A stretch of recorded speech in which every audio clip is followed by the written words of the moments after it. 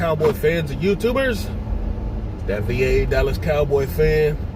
Thank you all for continuing to subscribe, like, and share the content.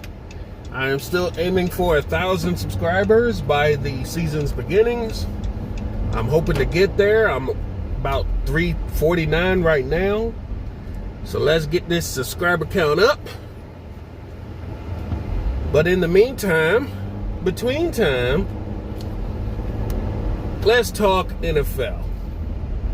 Specifically, the part about the NFLPA asking teams to basically voluntarily opt out of OTAs. Now, this OTA coming up is voluntary anyway. So it's not like it's hurting anybody unless you have maybe a workout incentive, a workout bonus that you're aiming towards, and you kind of want to get that. But some teams, they don't want to do it. They're claiming that it's for their own protection, and I think that's bull, because y'all had no complaints last year. Y'all had a full season, so why all of a sudden do y'all suddenly not want to go to OTAs? We know the reason is because you're lazy and don't want to freaking practice. That's what it is. Denver, who could use it. Tampa Bay, who's already won and it's not like they ever need it. And the Seattle Seahawks, who should be getting back to it since everybody wants to tout them as favorites, but they ain't won a Super Bowl in 8 years. So the farther away in the rear view, everybody's still saying they're great, but I haven't seen them that great. They've been just as average as everybody else. They get to the playoffs more, but they ain't won nothing. But I get it. A lot of players who live in certain areas, if it's voluntary, they don't want to be there anyway. Makes sense. Especially cold weather teams. They don't want to be there if it's voluntary anyway. But it's already been reported that Dallas has up to 25 players that have already been to the facilities to work out, rehab, or anything else. And that's the most in the NFL.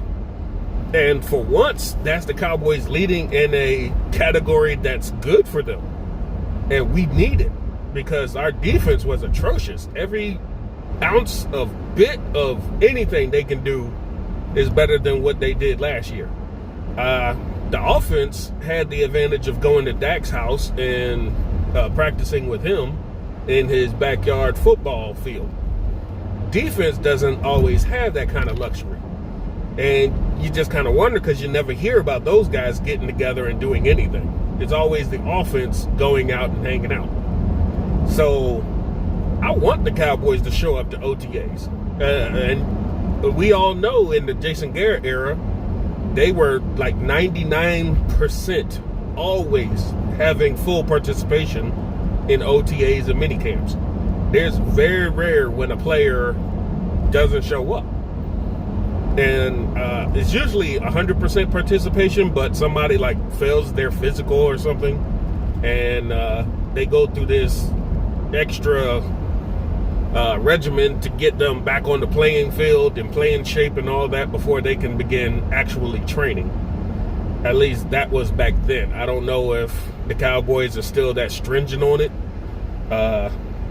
because I know a couple players famously couldn't run the 40, and Jason Garrett told him, well, if you can't run the 40, you're not going to practice, and he shut him down.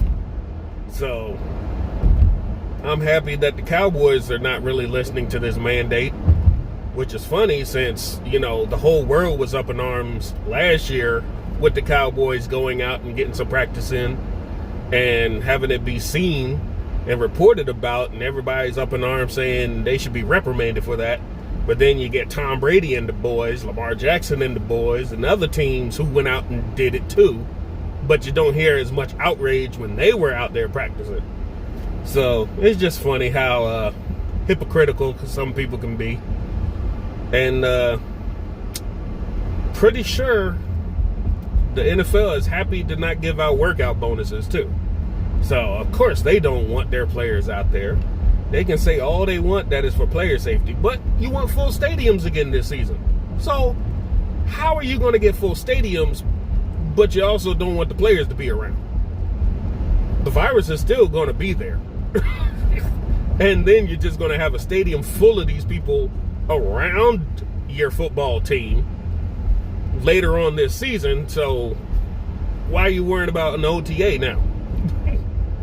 But whatever. NFL is just protecting their own selves. They don't really care too much about the players at all. Next subject I wanted to talk about is this freaking Kyle Pitts train. Oh yeah, this is the last time I want to talk about this. This morning on Keyshawn, J. Will, and Zubin, they were talking about the whole Kyle Pitts thing. And I'm just listening, and the hype train behind him is just so huge that they keep trying to mock him to the Cowboys. And I'm one of those guys like, well, if he's so great and so generational, why are you only mocking him to the Cowboys? I'm pretty sure these other teams could use his help. But you already seem set that, no, those teams are going to just go ahead and get an offensive tackle, a wide receiver, or somebody else. No.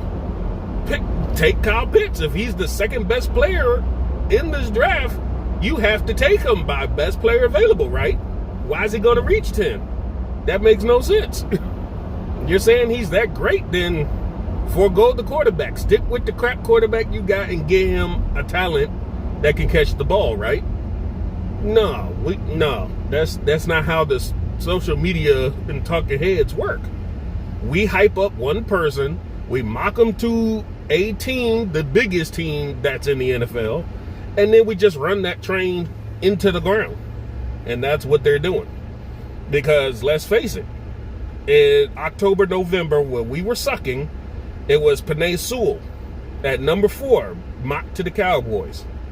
After that, when we started winning some games and it was obvious the defense was a little that's when they started mocking all the corners and safeties. Now, for some reason, we're getting mocked to a tight end. It's just all of a sudden. Because, let's face it, unless you were one of the guys that was doing your draft coverage, looking at game film, or doing any of that during the college season, nobody was talking about Kyle Pitts. Nobody was on that train. And then all of a sudden he jumped out and bam, he splashed all over the Cowboys boards. Like, what happened? How'd he somehow manage to get there? And if he was such a generational talent, wouldn't you think that the Eagles would have stayed pat at number 6 to get him? Why would they have moved back? Just to pick up 1 or 2 more picks? Nah. Something don't smell right. If he's such a generational talent, then you need to go get him. He should not get past Atlanta at number 4 at all. You give him to Matt Ryan and those boys, and y'all should be great, right? That's what you saying to us, that, Dak throwing to him, and the wide receivers y'all already got and the weapons, we should be unstoppable on offense. That's great. Shouldn't that be on pretty much everybody else's team as well?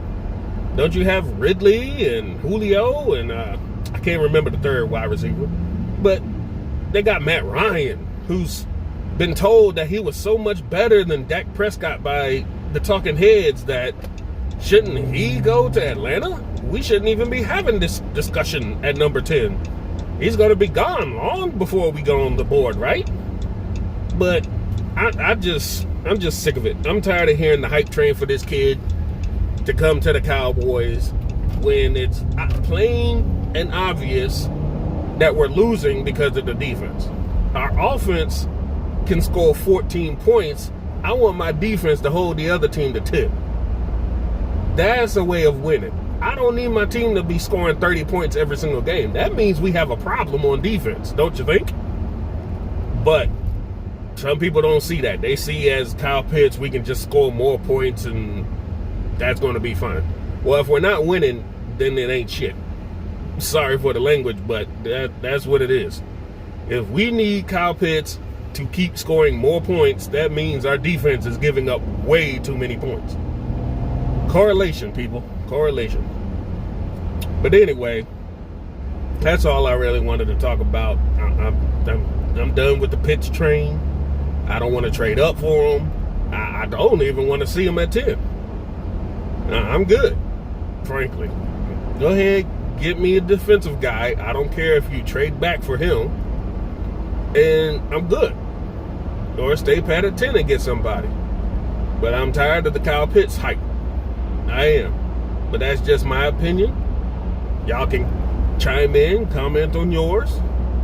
And what do you think? Should the Cowboys just go ahead, take time off and not worry about OTAs and stink just like they did last year? Or do we go ahead, continue having the best turnout rate to OTAs and the facilities and try and put up the best damn season we've had since the 90s?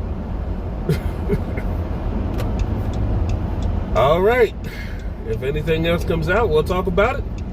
Until then, don't forget to subscribe, like, comment, share, and hit that notification bell for any content that's upcoming. This is VA Dallas Cowboy fan. Out.